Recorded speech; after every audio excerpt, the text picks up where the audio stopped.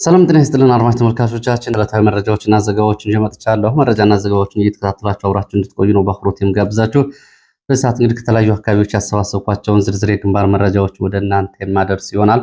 እናንተም እየተከታተላችሁ አብራችሁ እንድትቆዩ ነው በአክብሮት የምጋብዛችሁ። እንግዲህ ቅሊንጦ እስር ቤት ከሚገኙ የፖለቲካና የሕሊና እስረኞች መካከል በእስር ቤት እየተፈጸመባቸው ያለውን ግፍና ሰቆቃ በተመለከተ ለፍርድ ቤት ተደጋጋሚ ማመልከቻዎችን እንዲሁም ደግሞ ቅሬታዎችና አቤቱታዎችን በችሎት እየተገኙ እያቀረቡ ነው የሚገኙት።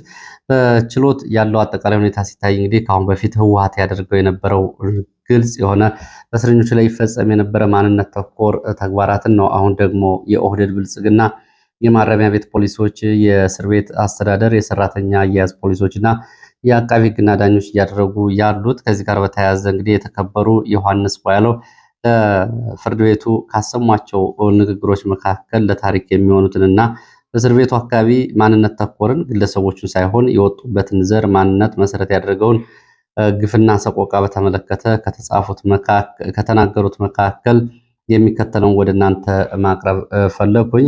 በዚህ በኋላ እንግዲህ ቃል በቃል ነው እነሱ ፍርድ ቤት ያቀረቡት ስለሆነ በሚዲያ ለመናገርም ያው እንግዲህ አያስቸግርም። ከዚህ በኋላ ቅዘና ማማራ እየተባልን አንቀጥልም። ቀጣይ ምናልባትም ከመካከላችን አንዳችን ልታጡን ትችላላችሁ። ከመጋፈጥ ወደኋላ አንልም። እንግዲህ የሰውዬ በቃን በሚል በተለይ በአንድ የፖሊስ ባልደረባ ላይ የቅሬታዎችን አቅርበዋል።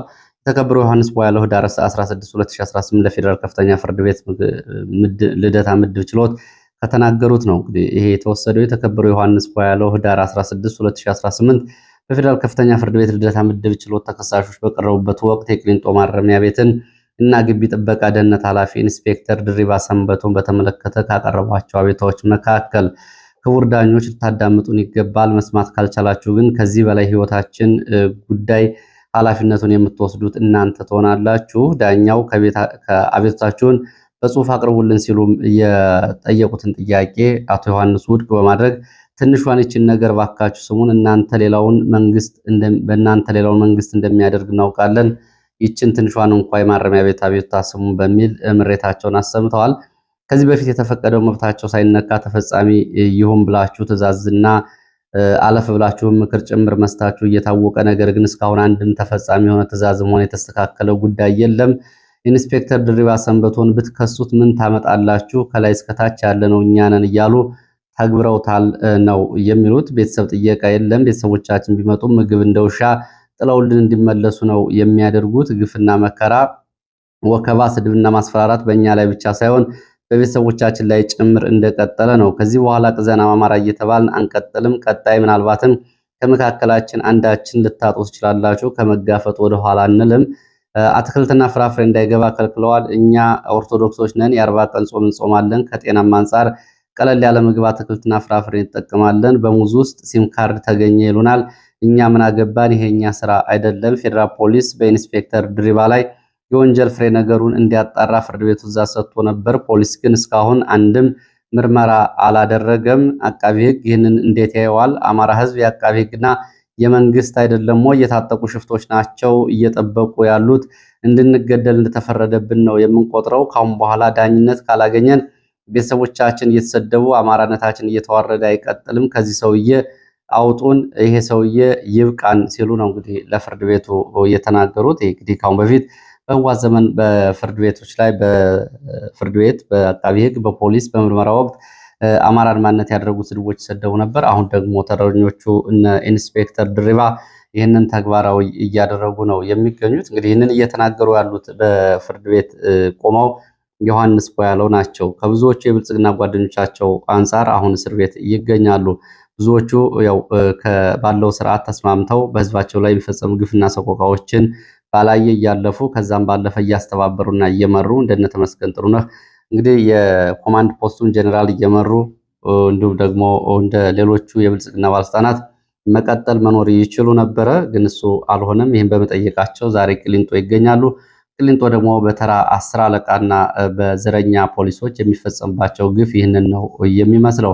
ወደ መረጃዎቹ ነው የምቀጥለው። ወደ ጀርመን የሚወስደን መረጃ ነው። በአማራ ህዝብ ላይ በኦርቶዶክስ እምነት ተከታዮች ላይ በተለያዩ አካባቢዎች የሚፈጸሙ ግፍና ሰቆቃዎችን የሚያወግዙ መግለጫዎች እንዲሁም ደግሞ ምርመራ እንዲደረጉ ዓለም አቀፍ ጥሪዎች እየቀረቡ ነው። ባለፈው ደቡብ አፍሪካ ከተደረገው የአደባባይ ሰልፍ በመቀጠል በጀርመን የተቃውሞ ሰልፍ ተደርጓል። ትናንትና ህዳር 17 በኦርቶዶክስ እምነት ተከታዮች የሚፈጸመውን ግፍና ሰቆቃ ጭፍጨፋ የሚያወግዝ ሰልፍ ተደርጓል። በጀርመን በርሊን በኢትዮጵያ ኦርቶዶክስ ተዋሕዶ ቤተክርስቲያን የጀርመን አካባቢ እንግዲህ አስተባባሪዎች የተጠራው ሰልፍ ከሌሎቹ አገራት ከጀርመን ውጭ በሚገኙ የአውሮፓ ሀገራት የመጡ የሰልፉ ተሳታፊዎች ጭምር ተገኝተው የኢትዮጵያ መንግስት ሆን ብሎ የሚፈጸመውን ግድያና ጭፍጨፋ እና ግፍ ማስቆም አለመቻሉን አውግዘዋል። ሰዎች በቋንቋቸው በሃይማኖታቸው ተለይተው እየተገደሉ እየታረዱ ነው ሲሉ ሊቀ ካህናት ዶክተር መራዊ ተበጀ በዶቼ ቬለ ተናግረዋል። ሰልፉን በተመለከተ እንግዲህ ለጀርመን ድምፅ ሬዲዮ ከተናገሩት የተወሰደ ነው። በአሩሲ፣ በጅማ፣ በወለጋ፣ በሻሸመኔ የተፈጸመ ያለውን ግፍ አንስተዋል። ክርስቲያኖች የሚደርስላቸው አጥተዋል ሲሉም ይህንን ጉዳይ እንደዚሁ አንስተውታል። ሌሎችም የቤተ ክርስቲያን ተወካዮች እንደዚሁ ፊት ለፊት ወጥተው ይህንን አውግዘዋል። ምናልባት ከኢትዮጵያ ኦርቶዶክስ ተዋሕዶ ቤተክርስቲያን የካህናት እንዲሁም ደግሞ የቤተክርስቲያን አስተዳዳሪዎችና መሪዎች ፊት ለፊት በአደባባይ ሲገኙ እነዚህ የመጀመሪያዎቹ ናቸው። ከአሁን በፊት በአውስትራሊያና ኒውዚላንድ ያሉ መግለጫዎችን ማውጣታቸው ይታወቃል። አሁን ግን ራሳቸው እየወጡ ይህን እያወገዙ ነው የሚገኙት። በተመሳሳይ በአሜሪካ የሚገኘው ፌዴሬሽን አምሃራ ኖርዝ አሜሪካ የሚባለው ፋና በአጽሮት ስሙ የተፈጸመውን አስገዶ መድፈር ቢቢሲ ባለፈው ያወጣውን ዘገባ በተመለከተ እንደዚሁ መግለጫ አውጥቷል። ለተጎጂዎቹ አስፈላጊው ሕክምና፣ ጥበቃ፣ የስነልቦና ድጋፍና ምክር እንዲደረግ፣ ገለልተኛ ዓለም አቀፍ ምርመራ እንዲደረግ፣ የድሮን ጥቃት በሲቪሊያን ላይ እንዲቆም እንዲሁም ደግሞ የሰብአዊ አገልግሎት በአስቸኳይ እንዲደርስና በዚህ አስገዶ መድፈር ውስጥ በገለልተኛ አባላት በሚጣራው ምርመራ ተጠያቂና ጥፋተኛ የሚሆኑ በአስቸኳይ ለሕግ እንዲቀርቡና ተጠያቂ እንዲሆኑ በሚል ጥሪ አቅርቧል።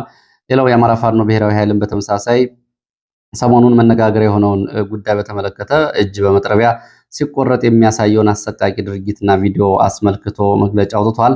በመግለጫው እንግዲህ ገለልተኛ መርማሪ ቡድን ተቋቁሞ ምርመራ እንዲያደርግ ነው የጠየቀው። በዚህም እንግዲህ ስርዓቱ ብልጽግና በተለይ ሰሞኑን በዲፕሎማሲው በሰብአዊ መብት ለፈጸማቸው ጭፍጨፋዎች መጋለጥ የጦር ወንጀል ጥፋቱ ይፋ እየሆነ መምጣቱን ተከትሎ የህዝብን ንቅናቄና ተፈጠረበት እንደዚሁ የቅርቃር ውስጥ ለመውጣት አስርጎ ባስገባቸው በደህንነት መስሪያ ቤቱ ስምሪት በተሰጣቸው አካላት ዘግናኝ ድርጊቶችና ፈጻሚዎችን እየፈጸመ በዚህ በኩል ፋኖን ከህዝብ ለመነጠል የሚያደርጋቸው ተግባራት የዚህ ምርመራ ቡድኑና ገለልተኛ አካላት እንዲያጣሯቸውና ዓለም አቀፍ ማህበረሰቡ የዓለም አቀፍ ገለልተኛ ሚናውን እንዲወጣ መርማሪ ቡድን እንዲመጣና ለምርመራ ቡድኑ አስፈላጊውን ድጋፍ ለማድረግ አፋባ ዝግጁ መሆኑን በጥሪው አሳውቋል። እንግዲህ እንደዚህ አይነት ተግባራት እየተፈጸሙ ነው ያላቸውን ካሁን በፊት በመንግስት ወታደሮች የተፈጸሙ ሰቆቃዎችንም ጭምር ይፋ አድርጓል። በዚሁ ጥሪውም እንግዲህ ዓለም አቀፍ ገለልተኛ አካላት ገብተው እንዲመረምሩ ጠይቋል። ወደ ሌሎች መረጃዎች ስናልፍ ባህር ዳር እንደዚሁ አንድ ካህን በአሰቃቂ ሁኔታ በጥይት ተደብድበው ተገድለዋል። ቀሲስ ብሩክ ነው ይባቢ ይባላሉ። የተገደሉት ካህን ከቤተክርስቲያን ከመኖሪያ ቤታቸው አቅራቢያ ነው በጥይት ተደብድበው የተገደሉት። ከዚህ ባሻገር ደግሞ እንደዚሁ በተለያዩ አካባቢዎች የመንግስት ወታደሮች በከተሞች ላይ የሚፈጥሩት ሁከትና ብጥብጥ ከጦር ወንጀል ጭምር እየተባባሰ መጥቷል የሚል ሌላ መረጃ ወጥቷል። በተለያዩ ከተሞች ከካምፕና ከስምሪት ውጭ በየግሮሰሪ መሸታ ቤት፣ ቁማር ቤቶች ከነመለዮ ዩኒፎርማቸውና ከነትጥቃቸው እየገቡ የተለያዩ አስነዋሪ ድርጊቶችን የሚፈጽሙ የመንግስት ወታደሮች ሀይ የሚላቸው የለም። በሌሎችም በሌሊትም በቀንም የከተማ ህዝብ አደጋ ላይ ጥለዋል። እንግዲህ ያው ከሚደረገው ጦርነት ባሻገር መንግስት በተቆጣጠራቸው አካባቢዎች ነው እንደዚህ አይነት ህዝብ ቅሬታ እያቀረበ የሚገኘው። በቡድን በመሆን ሴቶችን ይወስዳሉ፣ ይደፍራሉ፣ የምሽት ተኩስ በቡድን ይተኩሳሉ በተደጋጋሚ። ይህንን በተመለከተ በየከተሞቹ ያሉ ነዋሪዎች ለአዛዦቻቸው ቢነግሩም የሚስተካከል ነገር የለም። በፍጹም የወታደር ጨዋነትና የወታደር ዲሲፕሊን የሌላቸው ከየጎዳናው ታፍሰው የመጡና መለዮ የለበሱ አሁንም ማደሪያቸውን ቁማር እንዲሁም ደግሞ ሴሰኝነት፣ መጠጥ ቤት፣ ጫት ቤት ያደረጉ ወታደሮች በየከተሞቹ ሁከት ብጥብጥ እየፈጠሩ ነው ሲሉ ነው የመረጃ ምንጮቹ የገለጹት። የሚገርመው ይላሉ አንድ የዓይን እማኝ፣ የሚገርመው በሌሊት በየመንገዱ ወድቀው የሚገኙና ጧት ጧት ከውሾች ጋር ከመለያቸው ጭምር የሚታዩ ወታደሮች አሉ። ማታ የትም ሲጠጡ ያመሹና ጠዋት በየጎዳናው ወድቀው ከውሾች ጋር ተኝተው የሚታዩ አሉ። ይህንን ስመለከት መለየውን ስመለከት እኔ ተሳቀቅኩ ይላሉ የመረጃ ምንጩ። የከፋው ነገር ለሚጠጡት፣ ለሚበሉት፣ ለሚጠቀሙበት ለእያንዳንዱ ክፍያ ሲጠየቁ አፈሙዝ ነው የሚያዞሩት። እነዚህ ወታደሮች ከህዝብ ጋር በፍጹም በቋንቋ ሁሉ አማርኛ መናገር የማይችሉ ሁሉ አሉ። እንግዲህ ከላሊበላ ወሎ፣ ከእብናት ጎንደር፣ ከጎጃም ደንበጫ፣ ከሜጫ ጎጃም፣ አቸፈር ጎጃም፣ አዲስ ዘመን ጎንደር፣ መተማ ጎንደር፣ ሸዋሮቢት ሸዋ፣ ራያ ቆቦ ወሎ፣ መርሳ ወሎ የመጡ ተመሳሳይ የሆኑ ቅሬታዎች ናቸው። እንግዲህ በህዝብ ላይ እነዚህ ስርዓት የሌላቸው ወታደሮች እየፈጸሙ ያሉትን ጉዳይ። ዋናው ነገር ደግሞ ለአለቆቻቸውም ሪፖርት ተደርጎ ምንም ማስተካከያ አይሰጥም። ብዙዎቹ እንግዲህ ዩኒፎርማቸውን ለብሰው ሰክረውም መንገድ ዳር ከውሻ ጋር ወድቀው የሚያድሩ ናቸው ነው የተባለው። በዚህ ምክንያት የከተማ ነዋሪዎች የተወሰኑ አቅም ያላቸው ከ10 ዓመት በላይ ያሉ ታዳጊ ሴት ልጆቻቸውን ወደ ተለያዩ ከተሞች ልከዋል ሲሉ የመረጃ ምንጮቹ ገልጸዋል። ብናት እንደዚሁ አንድ የ8 ዓመት ልጅ መታገቱንም የደረሰ መረጃ ያሳያል። አንድ የ8 ዓመት ልጅ ከባለፈው እሁድ ጀምሮ ከመኖሪያ ቤቱ መሀል ከተማ ታግቶ ተወስዷል። በማን እንደታገተ የታወቀ ነገር የለም። በትላንትናው ዕለት እንግዲህ ጫማውን አምጥተው በር ላይ ጥለው ቤተሰቦቻቸውን ሰቀቀን ላይ ጥለዋቸዋል። 800 ሺህ ብር ነው የተጠየቀበት ነው የተባለው። ይሄ እየሆነ ያለው እንግዲህ የመንግስት ወታደሮችና የመንግስት ወታደራዊ ካምፖች ባሉበት መሀል ከተማ ነው። ወደ መተማ ስንሄድ በመተማ ኮኪት የሚሊሻ አባላት በፋኖ ተይዘው ተወስደዋል። ህዳር 16 2018 ዓ.ም 3 የሚሊሻ አባላት ከመኖሪያ ቤታቸው አመሻሹን እስከ ትጥቃቸው በፋኖ ተይዘው ተወስደዋል። በተመሳሳይ ቆቦ 2 የሚሊሻ አባላት ከተማ ውስጥ መገደላቸው ትላንትና መዘገቡ ይታወቃል። የሚሊሻ አባላቱ እንግዲህ መገደላቸውን በተመለከተ የተለያዩ መረጃዎች እየወጡ ነው። ምርጥ 50 የሚባሉ የመረጃና የዘመቻ አስተባባሪ ናቸው ከተገደሉት ውስጥ የሚገኙበት። መሳሪያቸውን ተወስዷል። በሚሊሻ አባላቱ ላይ ጥቃት የፈጸሙት ዩኒፎርም የለበሱ ወጣቶች ናቸው።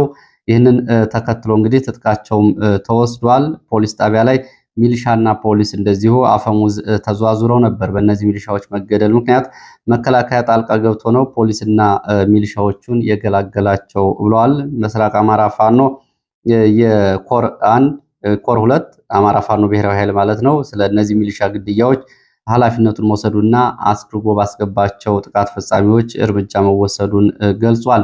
ሰሜን ወሎ ተጨማሪ መረጃ ላድረስ። ሰሜን ወሎ አንድ ወታደራዊ አዛዥ ከግዳጅ ቀጠናቸው ጠፍተዋል የሚል መረጃ ነው። በሰሜን ወሎ ሙጃ ግዳን ቀጠና አንድ ወታደራዊ አዛዥ ከግዳጅ ስምሪት ቀጠናቸው ጠፍተዋል ተብሏል። ወታደራዊ አዛዡ ከፍተኛ ማዕረግ ያላቸው እንደሆኑ የሚገልጹት የመረጃ ምንጮቹ ምናልባት ዝቅተኛ ሌተናል ኮሎኔል ይሆናሉ የሚል መረጃ ነው የሰጡት። ወደ ሙጃ ወንዳች ባለው ቀጠና ግዳጅ ላይ እንዳሉ ነው እየጠፉት። ባለከፍተኛ ወታደራዊ ማዕረጉ አዛዥ ጉዳዩ መረጃው እንዳይወጣ ሌሎች ወታደሮች ጉዳዩን ይዘዋል።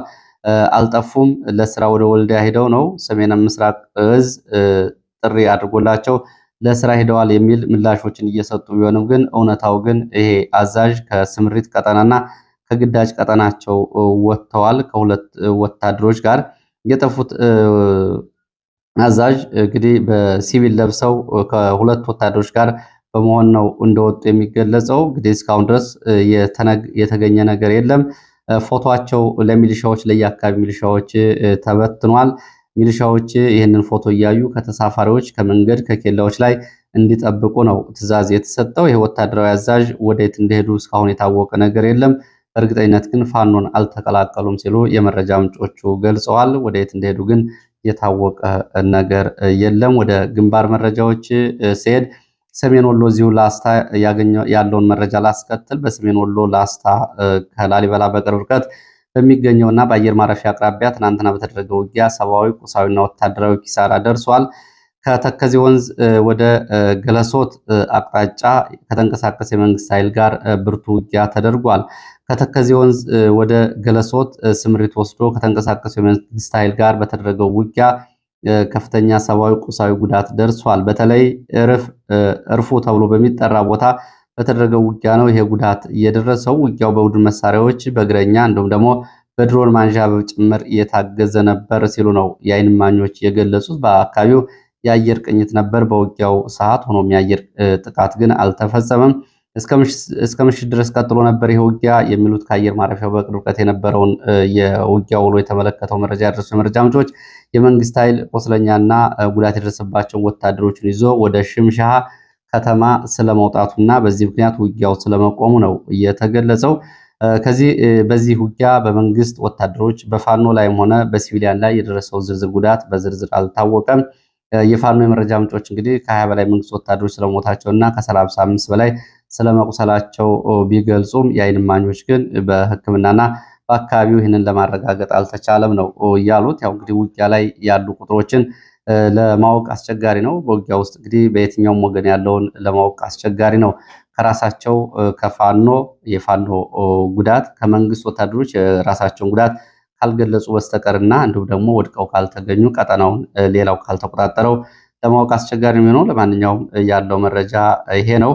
ወደ ሌሎች መረጃዎቻችን ስንቀጥል ህወሓትን የተመለከተ መረጃ ነው የማስቀጥለው። ህወሓት ቅድመ ሁኔታ ማስቀመጡን የሚገልጽ መረጃ ነው። ወደ ግንባር መረጃዎች እመለሳለሁ። በነገራችን ላይ የደብረ ብርሃን አቅራቢያ አፍላ ውጊያ እየተደረገ መሆኑን የሚገልጽ መረጃ ይዣለሁ። ህወሓት ቅድመ ሁኔታ አስቀምጧል። በትግራይ ምንም አይነት ምርጫ 2018 አይኖርም ሊደረግም አይችልም ሲል ቅድመ ሁኔታ አስቀምጧል። ህወሓት ይህን ቅድመ ሁኔታ ያስቀመጠው የህወሓት ህጋዊ ሰውነትና የፖለቲካ ሰውነት ካልተመለሰ ምንም አይነት ምርጫ በትግራይ አይደረግም። የትግራይ ህዝብና ህወሓት ሊነጣጠሉ አይችሉም። ያለ ህወሓት የትግራይ ህዝብ፣ ህወሓት ከሌለ የትግራይ ህዝብ አደጋ ላይ ይወድቃል። ብቸኛ ባለቤት የትግራይ ህዝብ ነው የህወሓት ባለቤት። ህወሓት ከሌለም ምርጫ አይኖርም የሚል መግለጫ ሰጥቷል። ከማን ጋር ምርጫ ይደረጋል ሲሉ እንግዲህ እየጠየቁት አዲሱ የህወሓት ቃል አቀባይ ሚካኤል አስክዶም ናቸው። እንደሳቸው ገለጻ እንግዲህ በሶስት ጉዳዮች ላይ ሰሞኑን ህወሓት እንደተነጋገረና እንደተወያየ ነው የገለጹት። አንደኛው የተነጋገሩበት ጉዳይ የፕሪቶሪያውን የሰላም ስምምነት እና ተገባበሩን በተመለከተ፣ ሁለተኛው የ2016 ጉባኤና ከዛ በኋላ የተወሰኑ ውሳኔዎችን እና አፈጻጸማቸውን በተመለከተ፣ ሶስተኛው ጉዳይ ደግሞ የነጌታቸው ረዳን ጉዳይ እንደ አጀንዳ አድርገው ህወሓት እንደተወያየበት ነው የገለጹት። ከነዚህ ውይይቶቻቸው ላይ እንግዲህ ስምምነት ላይ የተደረሰባቸው እንደ ቃል አቀባዩ እነጌታቸው ረዳ አቅም ፈጥረዋል የሚል ግምገማ ተነስቷል። እነጌታቸው ረዳ የነሱ የፈጠሩት አቅም የነሱ ጉዳይ ሲገመገም የፌዴራል መንግስቱ መጠቀሚያ ኃይል ሆነዋል፣ ኃይል ግን አውጥተዋል ሲሉ ነው የገለጹት። በዚህ ግምገማና በዚህ መግለጫ ላይ የፕሪቶሪያ የሰላም ስምምነት ተጥሷል፣ በከፍተኛ ኮማንድ የታዘዘ የድሮን ጥቃት ተፈጽሞብናል ሲሉ ቃል አቀባዩ ይህንንም ይፋ አድርገዋል።